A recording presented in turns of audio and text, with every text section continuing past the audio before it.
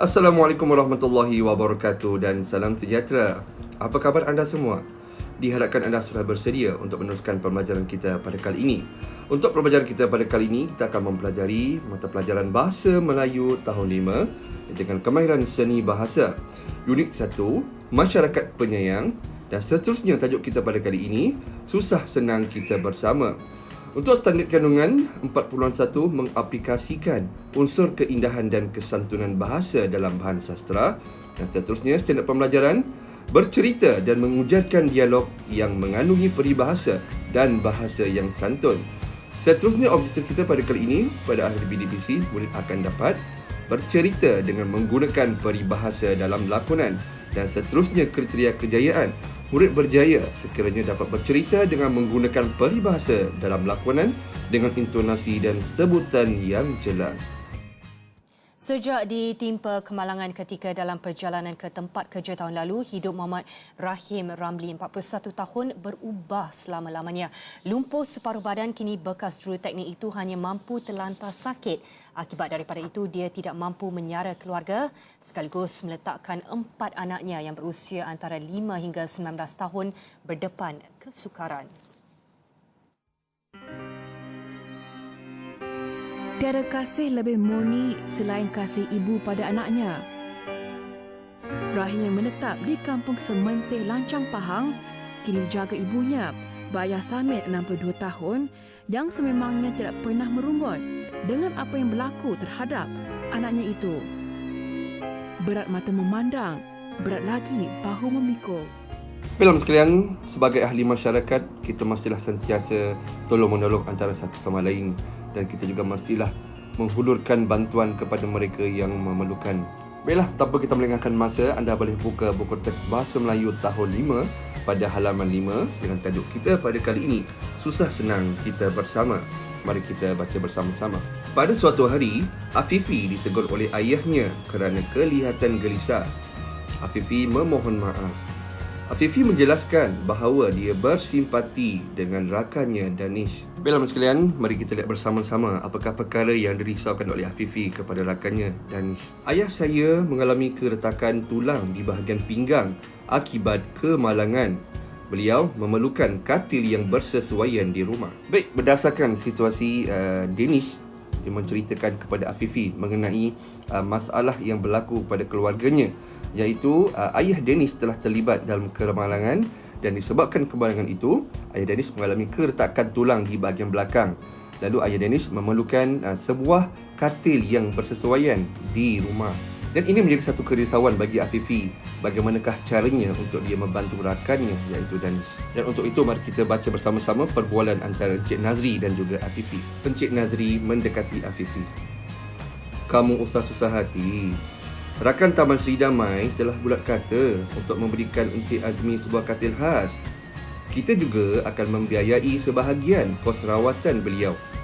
Segala kebajikan keluarga Encik Azmi yang bagai layang-layang terputus darinya akan disempurnakan oleh komuniti taman ini, jelas Encik Nazri. Terima kasih ayah. Barulah lapang dada saya apabila mendengar kata-kata ayah. Saya dan kawan-kawan juga akan memberikan sokongan moral kepada Danish, kata Afifi. Berdasarkan perbualan antara Encik Nazri dan juga Afifi, kita sedia maklum bahawa rakan Taman Seri Damai telah bulat kata bersepakat untuk memberikan Encik Azmi sebuah katil khas. Dan ini merupakan jawapan kepada persoalan kebimbangan yang dilontarkan oleh Afifi kepada ayahnya sebentar tadi. Dan Encik Nazri juga menyatakan bahawa sebahagian kos rawatan juga akan ditanggung oleh rakan Taman Seri Damai. Baiklah, seterusnya mari kita lihat bersama-sama apakah yang berlaku setelah Encik Azmi dibantu oleh rakan penduduk Taman Damai. 2 minggu kemudian, Encik Azmi, terima kasih semua. Penduduk Taman Seri Damai mempunyai hati emas. Bantuan yang saya terima ni pantas macam kilat. Encik Tio, sama-sama. Kita hidup bermasyarakat. Berat sama dipikul, ringan sama dijinjing. Rezeki yang kita ada, kita sumbangkan sedikit untuk golongan yang memerlukan. Hati gajah sama dilapar, hati kuman sama dicecah. Encik Ravin, bertuah sungguh kita mempunyai pengerusi taman seperti Encik Nazri. Beliau seorang yang cepat kaki, ringan tangan. Baik, berdasarkan perbualan yang telah kita baca sebentar tadi, dapat dilihat di sini rakan Taman Seri Damai telah menghulurkan bantuan sepantas kilat dengan secepatnya kepada Encik Azmi. Dan kita lihat di sini bahawa Encik Azmi juga merupakan seorang yang sangat rajin, yang sangat suka memberikan pertolongan kepada orang lain. Dan inilah yang merupakan perbuatan yang baik dibalas dengan baik. Baiklah sekalian, berdasarkan maklumat yang telah kita baca sebentar tadi pada halaman 5 dengan tajuknya Susah Senang Kita Bersama, dapat kita ketahui bahawa penduduk Taman Seri Damai mempunyai hubungan persahabatan kekeluargaan yang sangat tinggi di antara satu sama lain. Dan di mana kita lihat di sini bahawa Encik Azmi merupakan salah seorang penduduk yang telah mengalami kemalangan jalan raya dan memerlukan bantuan. Sebagai masyarakat yang prihatin, rakan Taman Seri Damai telah memberikan bantuan, menghulurkan sumbangan kepada Encik Azmi yang memerlukan. Dan kita juga ketahui bahawa Encik Azmi juga merupakan seorang yang suka menghulurkan bantuan kepada orang lain. Dan inilah kita boleh lihat bagaimana perbuatan baik dibalas dengan baik. Baiklah sekalian, berdasarkan maklumat yang telah kita baca pada halaman 5, kita dapat perkataan yang telah diwarnakan dengan warna biru.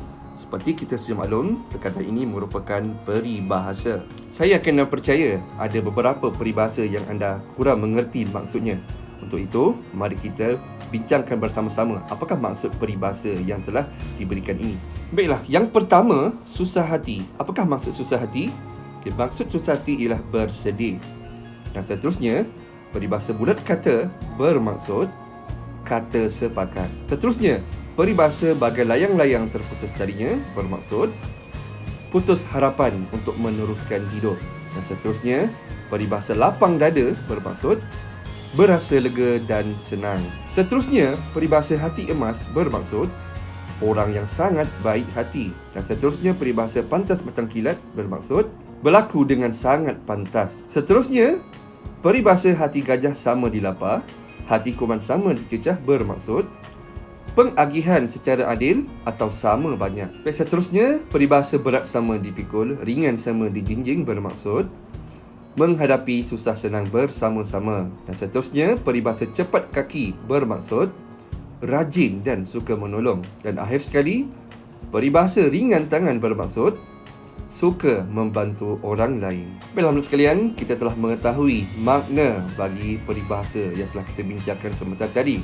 Untuk tugasan kita pada kali ini, anda diminta untuk menyalin semula peribahasa berserta dengan maknanya dalam buku latihan anda. Anda boleh menggunakan apa sahaja buku yang anda ada untuk kita melakukan tugasan kita pada kali ini. Baiklah sekalian, sampai di sini saja pembelajaran kita pada kali ini. Kita akan berjumpa lagi pada waktu akan datang. Sekian wabillahi taufiq wal hidayah. Wassalamualaikum warahmatullahi wabarakatuh. Bye bye.